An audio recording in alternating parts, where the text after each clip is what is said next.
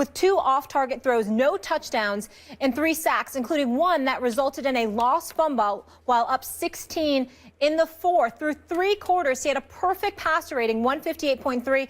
In the 4th, it dropped to 98, still solid. Here's Matt putting on a brave face after the most devastating loss of his career.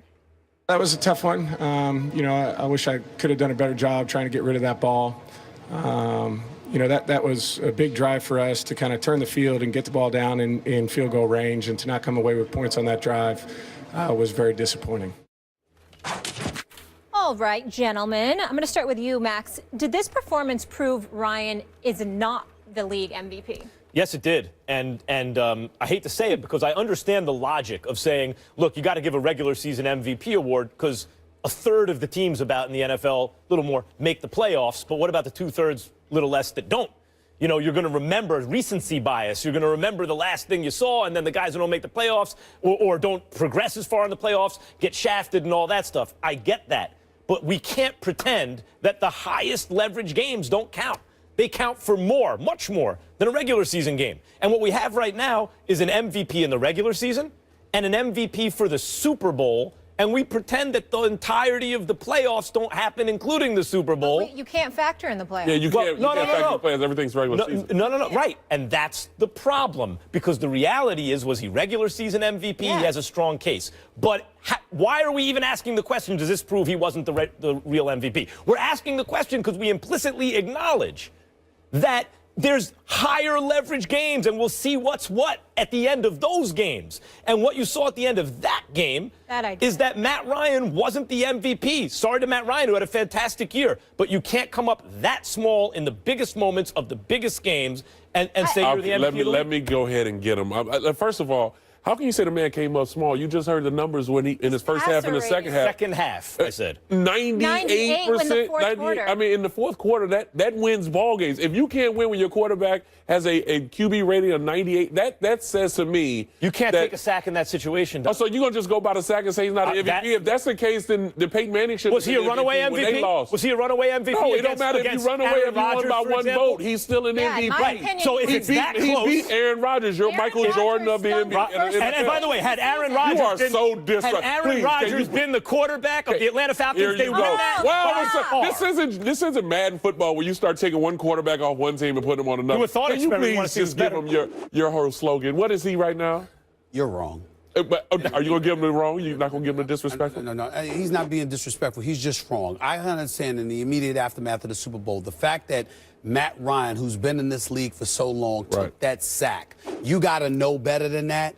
Again, that doesn't mean he's not the MVP. I'm just saying this ain't the day to gloat about Matt Ryan, because Matt Ryan hurt himself in that regard, but it doesn't negate the fact that he is the MVP. The MVP is based on what you've done throughout the regular season. He was nothing short of phenomenal, not to mention the fact that in the postseason, he was phenomenal as well. Absolutely. Against Seattle and Green Bay, and he deserves credit for that. That mistake that he made in terms of taking that sack after the -1 yard run by Devontae Freeman, which followed Julio Jones' spectacular catch for 27 yards down the right sideline. Of course, that's going to count against Matt Ryan, not to mention the fact that when you have a 28-3 lead, people are looking at you and saying, could you not stop the bleeding? So again, what I'm saying to you is that he's not. You're wrong. He is the MVP, and we shouldn't look at him any differently. What we should look at him as is this.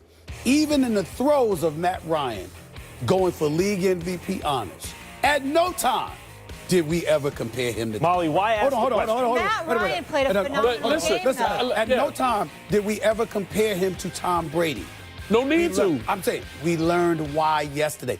As you would say. We suspected before the game. As y'all both would say, there are levels to this. Yes. Matt Ryan is great, but Tom Brady is on another level. Why are you asking the question in the first place? You're asking the question. Implicit in the question is, should we wait till the end of the Super Bowl before we give out the MVP award? That's really what the question asks. We should not. Then why would we even ask if this proves he wasn't the MVP? The reason it does prove that is because the questions of people like Stephen A. and others was, in the moment of truth, do you trust Matt Ryan? And many people yes, I saw that yesterday. Many people said no, and they, in the moment of truth, were proven right when he took the sack. No, people say no because of the end result. When he had the football in his hands, he did what he needed to do, throwing it to the right person, did not turn the football over. So we're going to nitpick on a certain play during the game and blame Matt Ryan and say he's not the MVP. That is so disrespectful, because if you want to go on the opposite side of the ball, then that means that Tom Brady shouldn't have threw that interception that went for a touchdown.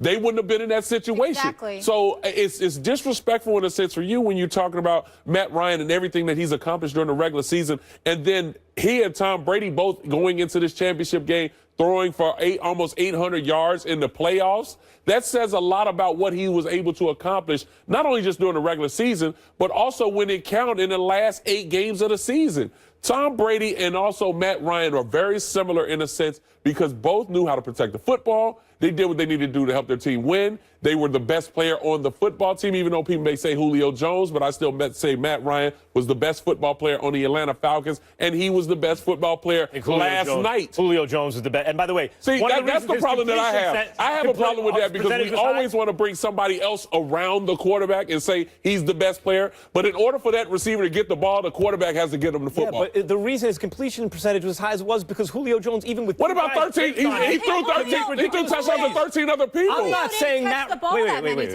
I'm not saying Matt Ryan's not. I'm not saying Matt Ryan's not excellent. But if we acknowledge that the MVP race was close, in other words, he was barely the MVP over some other candidates, then we also have to acknowledge that the outcome of the highest leverage game will affect how we feel about it. It doesn't matter if it's by 1 vote or a half a vote. He's the MVP. He's MVP. And if he deserves to be the MVP. And if the defense, why are we asking the question? We're asking the question because it always comes down to who's better than who. Because now we want to sit in a sense with Matt Ryan, who's not the Tom Brady and that has a name, but in a game that mattered the most, when we want to sit there and nitpick different things, we want to now pull something out about Matt Ryan. If he would have won that game, he would have been probably the best quarterback in the Super Bowl since Phil Simms when it comes to efficiency and consistency in the passing game.